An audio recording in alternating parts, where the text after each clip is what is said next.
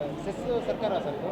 ಈ ಸರ್ಕಾರ ಬಂದ ಮೇಲೆ ಎಕ್ಸೈಸ್ ಡ್ಯೂಟಿ ಜಾಸ್ತಿ ಮಾಡಿದ್ರು, ಕರೆಂಟ್ ಬಿಲ್ಲು ಜಾಸ್ತಿ ಮಾಡಿದ್ರು, ಬಸ್ ದರ ಏರಿಕೆ ಮಾಡಿದ್ರು, RTC ಅಂದರೆ ಪಹಣಿ ಅದರ ದರವನ್ನು ಕೂಡ ಹೆಚ್ಚಳ ಮಾಡಿದ್ರು. ಇನ್ನೇನು ಉಳಿದಿದೆ ಇವ್ರ ಹತ್ರ? ಈಗ ಇದ್ರ ಮೇಲೆ ಒಂದು ತೆರಿಗೆ, ತೆರಿಗೆ ಮೇಲೆ ತೆರಿಗೆ, ಎಲ್ಲೆಲ್ಲಿ ಟ್ಯಾಕ್ಸ್ ಹಾಕೋಕ್ಕಾಗತ್ತೆ ಅಂತ ಯೋಚನೆ ಮಾಡ್ತಾಯಿದ್ದಾರೆ. ಅದಕ್ಕೆ ಸಿದ್ದರಾಮಯ್ಯನವರೇ, ನೀವು ಗ್ರೇಟ್ ಎಕನಾಮಿಕ್ಸ್ಟು, ನಿಮಗೆ ಇನ್ನೊಂದು ಮಾತ್ರ ಬಾಕಿ ಇದೆ. ನಾನು ಸಲಹೆ ಕೊಡ್ಲಿಕ್ಕೆ ಬಯಸ್ತೇನೆ. ಔರಂಗಜೇಬು ಬಾದ್ಶಾ ಇದ್ದಾಗ ನಾನ್ ಮುಸ್ಲಿಮ್ಸ್ ಮೇಲೆ ಜಜಿಯಾ ಅಂತ ಒಂದು ತೆರಿಗೆ ಹಾಕಿದ್ನಂತೆ, ಹಿಂದೂಗಳ ಮೇಲೆ. ನೀವು ಅದೊಂದು ತಲೆಗಂದಾಯ ಹಾಕ್ಬಿಟ್ರೆ ನಿಮ್ಗೆ ಹೆಂಗೂ ಹಿಂದುತ್ವ ಅಂದರೆ ಅಷ್ಟಕ್ಕಷ್ಟೇ. ಅದೊಂದು ತೆರಿಗೆ ಹಾಕಿಬಿಟ್ರೆ ಎಲ್ಲದರ ಮೇಲೂ ತೆರಿಗೆ ಹಾಕಿದಂಥ ಒಂದು ಕೀರ್ತಿ ಅಂತಿರೋ ಅಪಕೀರ್ತಿ ಅಂತಿರೋ, ನಿಮ್ಮನ್ನು ಹೊಗಳವರೆಲ್ಲ ಹೊಗಳಭಟ್ರೆಲ್ಲ ಕೀರ್ತಿ ಅಂತಾರೆ, ಜನ ನಿಮ್ಮನ್ನು ಅದನ್ನು ಅಪಕೀರ್ತಿ ಅಂತಾರೆ. ಅಪಕೀರ್ತಿ ನಿಮಗೆ ಪ್ರಾಪ್ತಿಯಾಗುತ್ತೆ, ಇನ್ಯಾವುದೂ ಉಳಿಸಿಲ್ಲ ನೀವು. ಇಷ್ಟೆಲ್ಲ ತೆರಿಗೆ ಹೆಚ್ಚಳ ಮಾಡಿದ ಮೇಲೂ ಕೂಡ ಹಾಲು ಉತ್ಪಾದಕರಿಗೆ 8 ತಿಂಗಳಿಂದ ಅವ್ರಿಗೆ ಕೊಡಬೇಕಾದ ಸಬ್ಸಿಡಿನೇ ಕೊಟ್ಟಿಲ್ಲ. 5 ರೂಪಾಯಿ ಸಬ್ಸಿಡಿ ಕೊಡಬೇಕಿತ್ತಲ್ಲ, ಕೊಟ್ಟಿದ್ದಾರೆ ಕೇಳಿ? ಯಾಕೆ ಅಂದರೆ ಖಜಾನೆ ಖಾಲಿ, ಡೆವಲಪ್ಮೆಂಟಿಗೆ ದುಡ್ಡಿಲ್ಲ.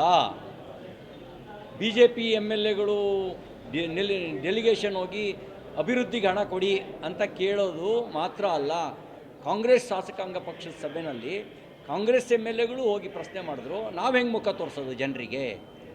ನಾವು ಅಭಿವೃದ್ಧಿಗೆ ನೀವು ಹಣ ಕೊಡದೇ ಇದ್ದರೆ ನಾವು ಹೆಂಗೆ ಮುಖ ತೋರಿಸೋದು ಅಂತ ಅವರೇ ಜನ ಪ್ರಶ್ನೆ ಕೇಳಿದ್ರೆ ನಾವೇನು ಉತ್ತರ ಕೊಡೋದು ಅಂತ ಶಾಸಕಾಂಗ ಪಕ್ಷದ ಸಭೆಯಲ್ಲಿ ಕೇಳ್ತಾರೆ. ಅಂದರೆ ಈ ಸರ್ಕಾರದ ಪರಿಸ್ಥಿತಿಗೆ ಇದಕ್ಕಿಂತ ಕನ್ನಡಿ ಹಿಡಿಬೇಕಾದ ಅವಶ್ಯಕತೆ ಇಲ್ಲ. ಖಜಾನೆ ಖಾಲಿ, ಅಭಿವೃದ್ಧಿ ಗೋತ, ಮಿಲ್ಕ್ ಪ್ರೊಡ್ಯೂಸರ್ಸಿಗೆ ಹಾಲು ಉತ್ಪಾದಕರಿಗೆ ಸಬ್ಸಿಡಿ ಕೊಡೋ ಯೋಗ್ಯತೆ ಇಲ್ಲ.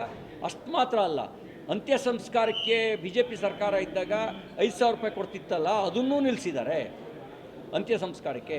ಇವತ್ತು ಹಿಂದುಳಿದ ವರ್ಗದ ಸಮುದಾಯ, ಅವು ಹಿಂದುಳಿದ ವರ್ಗದ ವಿವಿಧ ನಿಗಮಗಳಿಗೆ ಇವರೇನು ಸ್ಕೀಮ್ಗಳು ಕೊಡ್ತಾ ಇದ್ರಲ್ಲ, ಗಂಗಾ ಕಲ್ಯಾಣ ಇರ್ಬೋದು, ಸ್ವಯಂ ಉದ್ಯೋಗ ಇರ್ಬೋದು, ವಾಹನ ಖರೀದಿ ಇರ್ಬೋದು, ಅದಕ್ಕೆ ಹಣ ಬಿಡುಗಡೆ ಮಾಡಿಲ್ಲ ಅಂತ ಇವತ್ತು ರಾಜ್ಯದ ಉದ್ದಗಲಕ್ಕೂ ಭಾರತೀಯ Janata party OBC Morcha strike ಮಾಡ್ತಾಯಿದೆ.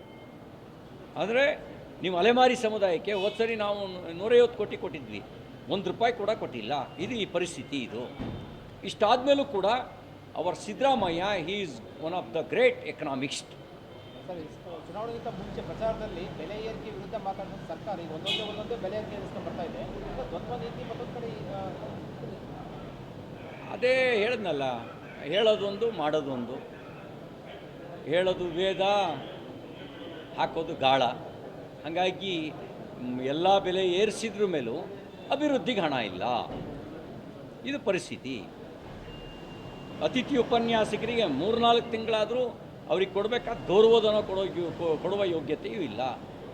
ನೀವು ಹೊರಗಡೆ ನೋಡಿ, ಅದೆಷ್ಟು ಸಂಘಟನೆಗಳು ಚಳವಳಿ ಮಾಡ್ತಾ ಇದ್ದಾವೆ, ಅದನ್ನು ನೋಡಿದಾಗಲೇ ನಿಮಗೆ ಗೊತ್ತಾಗುತ್ತೆ ಈ ಸರ್ಕಾರದ ಪರಿಸ್ಥಿತಿ ಏನಿದೆ ಅಂಥೇಳಿ. ಸರ್, BJP ಬಂಡಾಯದ ಮನೆಯ ಬಂಡಾಯ ಯಾವಾಗ ತಣ್ಣಗಾಗುತ್ತೆ? ನೀವು ಸಲಹೆ ಕೊಡಿ. ಅಲ್ಲಲ್ಲ, ನೀವು ಹೇಳಬೇಕಲ್ಲ ಸರ್, ಯಾಕಂದ್ರೆ ನಿರಂತರವಾಗಿ ನಡೀತಾ ಇದೆ. ಡೆಲ್ಲಿಗೆ ಹೋಗ್ತಾರೆ, 2ನೇ ಸುತ್ತಿನ ಇವ್ರು ಮಾಡ್ತಾ ಇದ್ದಾರೆ. ನೀವು ರಾಷ್ಟ್ರೀಯ ಪ್ರಧಾನ ಕಾರ್ಯದರ್ಶಿ ಆಗಿದ್ದವರು, ಮಾಜಿ ಸಚಿವರು. ಯಾವ ಹಿನ್ನೆಲೆಯಲ್ಲಿ ಡೆಲ್ಲಿಗೆ ಹೋಗಿದ್ದಾರೆ ಅಂತ ಅವರು ಏನು ಹೇಳಿಲ್ಲ. ಅವರೇ ಹೇಳದೇ ಇರೋದ್ರಿಂದ ನಾನೇ ಈಗ ಅದ್ರ ಬಗ್ಗೆ ಪ್ರತಿಕ್ರಿಯೆ ಕೊಡೋಕ್ಕಾಗತ್ತೆ? ನಾನೇನೋ ಅದ್ರ ಬಗ್ಗೆ ಪ್ರತಿಕ್ರಿಯೆ ಕೊಡೋಕ್ಕೆ ಬಯಸೋದಿಲ್ಲ. ನಾವು ಜನರ ಬದುಕಿನ ವಿಷಯದ ಬಗ್ಗೆ ಚಿಂತಿತರಾಗಿದ್ದೀವಿ. ರಾಜ್ಯದ ಅಭಿವೃದ್ಧಿ ಕುಂಠಿತ ಆಗಿರೋದ್ರ ಬಗ್ಗೆ ಚಿಂತಿತರಾಗಿದ್ದೀವಿ. ರಾಜ್ಯದಲ್ಲಿ ತೆರಿಗೆ ಮೇಲೆ ತೆರಿಗೆ ಏರಿಕೆ ಮಾಡ್ತಿರೋದ್ರ ಬಗ್ಗೆ ನಮ್ಮ ಯೋಚನೆ ಇದೆ.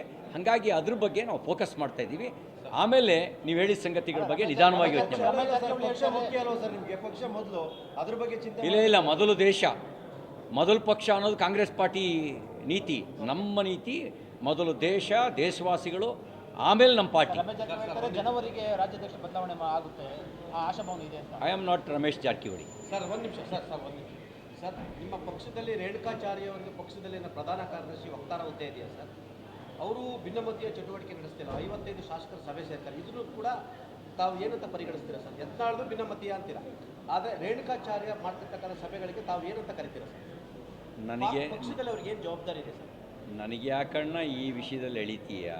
ನಮ್ಗೆ ಎಳಿಬೇಡಿ. ಎಲ್ಲಕ್ಕೂ ಮಾತಾಡ್ತಿರ್ಲಾಗ ಧೈರ್ಯವಾಗಿ ಇದಕ್ಕೂ ಮಾತಾಡೋದು.